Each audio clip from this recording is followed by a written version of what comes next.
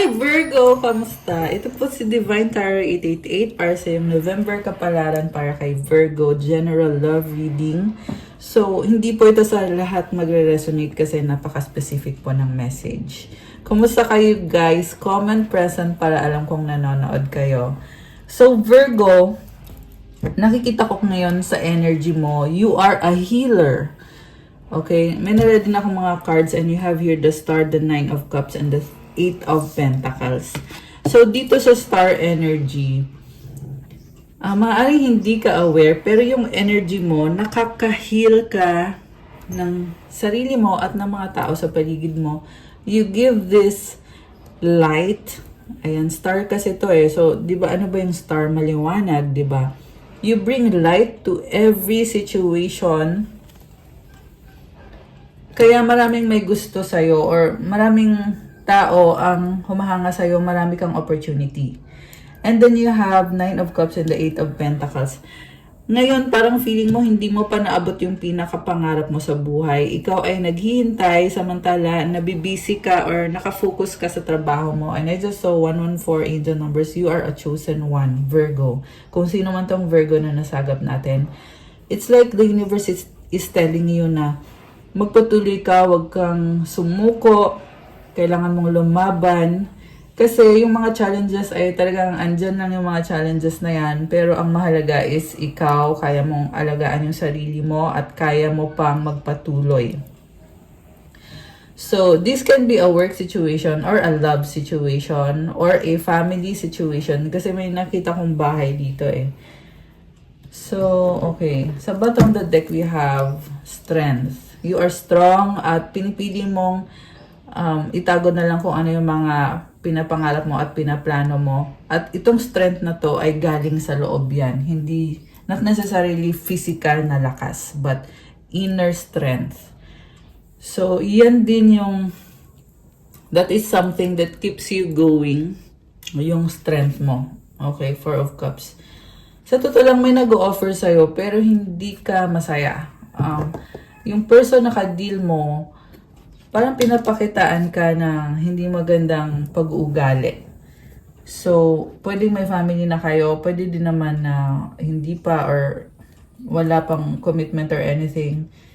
Okay, Page of Cups. Medyo immature itong person na to eh. And andyan yung offer, andyan yung opportunity. Pero, igagrab mo ba? Kasi you know better for yourself. Kilala mo sarili mo. Alam mo kung ano yung pwede mong i-tolerate sa isang relationship or sa isang connection. Also, I'm seeing for you so much abundance. Ayan! O, diba? That's good news. May abundance para kay Virgo. So, I'm hearing also na mamayagpag ka ngayon. Okay. And then we have Ace of Rods, Nine of Swords, Knight of Rods. Someone is attracted to you. Kaso lang, parang negative mag-isip tong taong to. Two of Rods. In-stalk ka nitong person na to. Okay. And then, wish ka niya eh. Gusto ka niya, pangarap ka niya, and parang feeling niya hindi pa niya mabigay sa'yo kung ano yung tulong na kailangan mo, pagmamahal na kailangan mo. Kasi kailangan pa niya mag-focus sa sarili niya at mag-build ng isang legacy para sa inyong dalawa. So, I'm hearing also may communication problem kayo, may misunderstanding kayo. Kasi hindi siya masyadong nagsasalita. Pero definitely, this is someone na wini-wish niya ikaw. Wish niya na magsama kayo or kung anong sitwasyon man to, basta gusto ka niya. Okay, wish ka niya. Pangarap ka niya. And parang anytime, pwede siyang mag-offer sa'yo. Pero, medyo, at the same time, nakita ko, medyo secretive or private masyado itong person na to. Also, nakita ko din dito, guys, strong yung personality niya. 441 on the screen and 444 ngayon. Ayan. Strong yung personality niya, kaya medyo nagka-clash kayo, no? Also, meron din iba sa inyo guys na dahil nga sa strong yung personality niya, mataas yung tingin niya sa sarili niya at ayaw mo nun. So, dun ka nasa-stress sa part na yon. Kasi, alam mo yung value mo, kahit simple ka lang, pero you know what you bring to the table. Okay, so, yes, na-attract siya sa'yo, pero, malungkot siya eh. Meron siyang pinagdadaanan. Ewan ko kung alam mo to o hindi, pero, may pinagdadaanan siya, and yan yung nag-hold back sa kanya. Okay? I feel like this person, parang binlock ka niya or nirestrict ka niya. Parang tinutry ka niyang kontrolin. Pero nakikita naman niya dito na hindi ka niya makontrol kaya siya nag-overthink. Okay, namumblema. Ang totoo niyan, itong person na to, may kailangan siyang ayusin sa sarili niya muna.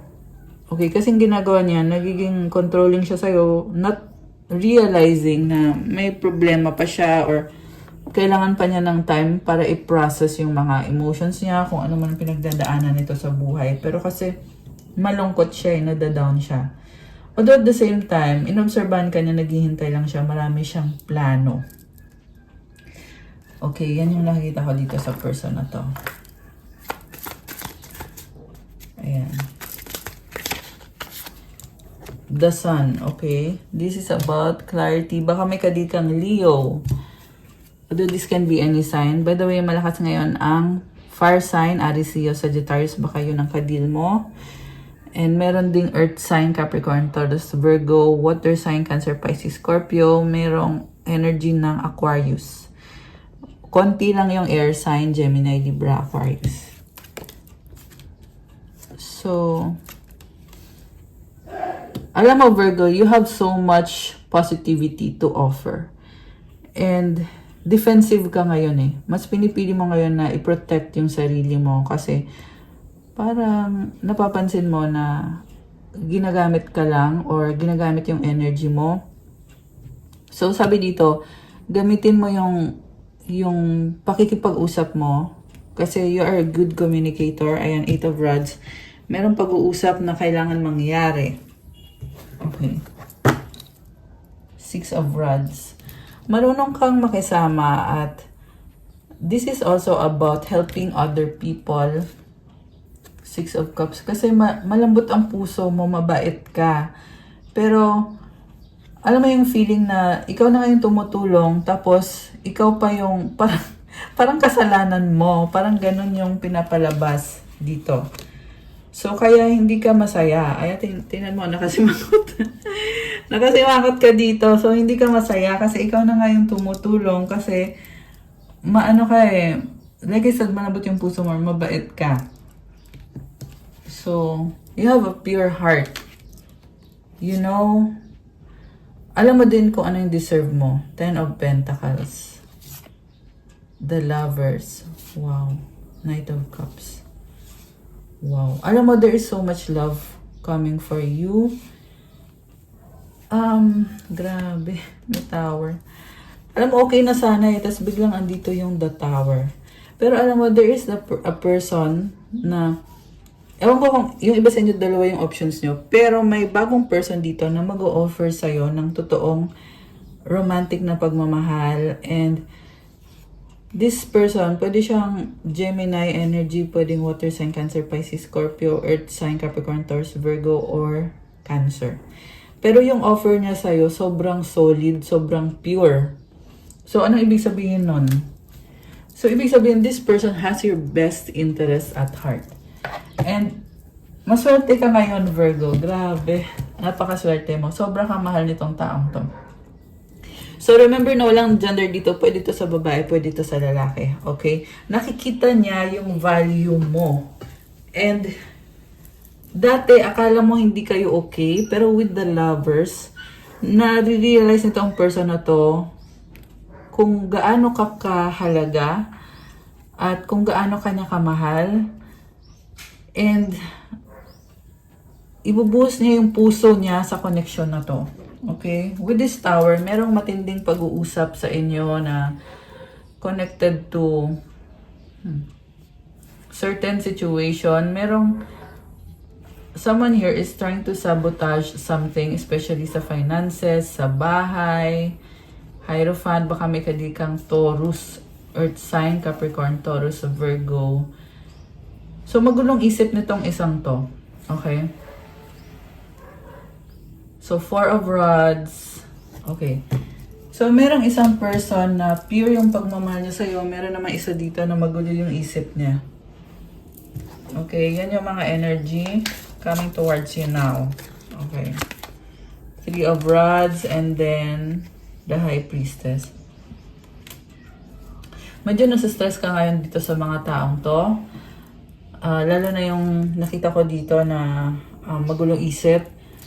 So, ikaw ngayon ay nag-observe ka at pinipili mong manahimik at priority mo yung sarili mo.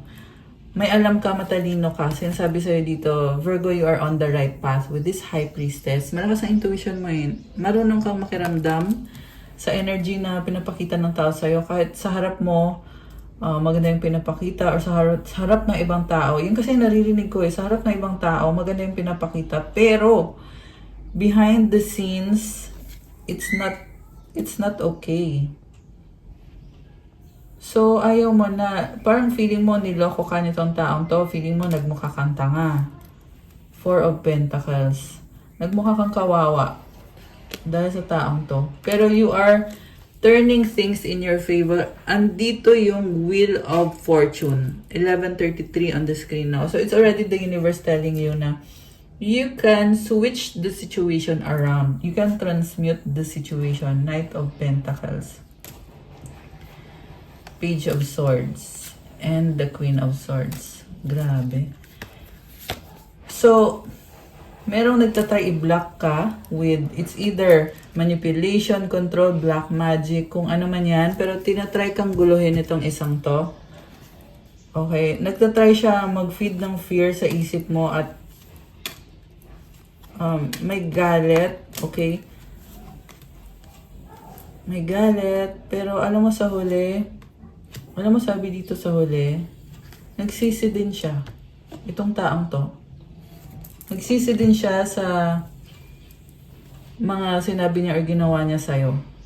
May nakaharang nag-set siya ng boundaries. Pwedeng binlock ka niya or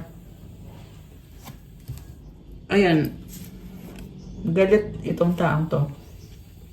So, Judgment with the Queen of Pentacles. So, alam mo itong person na to, nakadeal mo, medyo heavy yung energy niya. Okay? So, yeah, hindi maganda guys. Tapos meron pang Three of Swords. I'm hearing witch. Okay? So, yung witch guys, not necessarily na gumagawa ng literal na witchcraft. Pwede din kasi yan someone na pangit yung energy niya, negative thinker siya, ganon, or manipulative siya, controlling siya. Okay? So, ayan, saan patungo to? Itong, samantala may isa naman dito na, yun masabi ko sa'yo, maswerte ka eh. Okay, Chariot is here. May pag-alis. So, I feel like itong witch na to, kung sino man tong isang to, ayan, aalis. And, Three of Pentacles, Three of Cups, Eight of Cups. Ayan, merong pagtalikod, pag-iwas, Six of Swords. So, parang sabi dito, Virgo, there's nowhere to go but up. Okay? Be optimistic.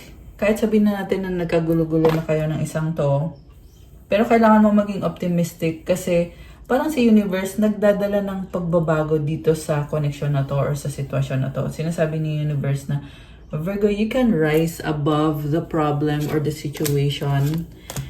And Eight of Swords with the Ten of Rods. So, merong isa pa dito na hindi pa siya okay.